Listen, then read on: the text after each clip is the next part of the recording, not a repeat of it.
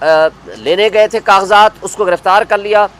उमैर नियाज़ी के वालिद साहब अपने लिए और उमैर नियाज़ी साहब जो यहाँ मौजूद हैं, जो इन्हीं की पटिशन थी, ये पेपर लेने गए थे और कल 2 मरतबा उनसे स्नैच कर लिए गए, छीन लिए गए और पुलिस वाले उस पर मुलव्वस हैं। उनका नाम भी लिया है उमैर नियाज़ी साहब के वालिद साहब ने। उसके साथ बन्नू से मलिक पख्तून यार ख़ान, उनको जब पेपर लेने गए तो उनको गिरफ़्तार कर लिया गया। इसी तरह हाफिज़ फरहद से पेपर छीन लिए गए। इसी तरह हसन नियाज़ी के कागजात जमा कराने के लिए जेल अथॉरिटीज़ ने उसको सिग्नेचर कराने से इनकार कर दिया।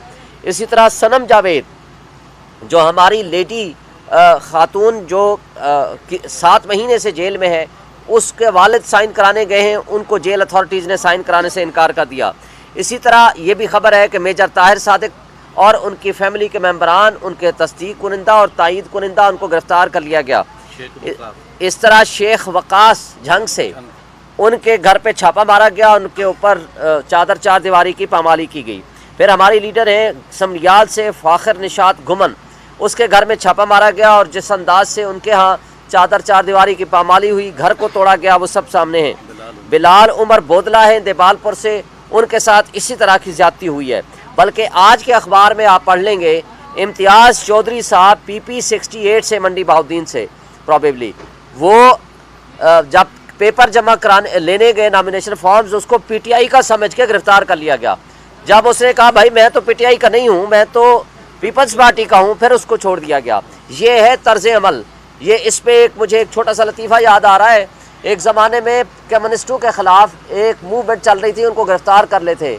एक अदीब थे, उसको जब गिरफ़्तार करने गए पुलिस वाले, तो उन्होंने कहा कि जनाब मेरे पर इल्ज़ाम तो मुझे बता दें। उसने कहा तुम कम्युनिस्ट हो? उसने कहा मैं तो, मेरी तहरीरें पढ़ लें, मैं तो एंटी कम्युनिस्ट हूँ। उन्होंने कहा एंटी हुए तो क्या हुआ, आप कम्युनिस्ट तो हुए ना।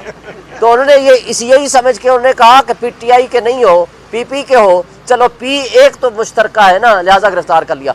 ये तर्ज अमल हम इलेक्शन कमीशन को भी बता रहे हैं।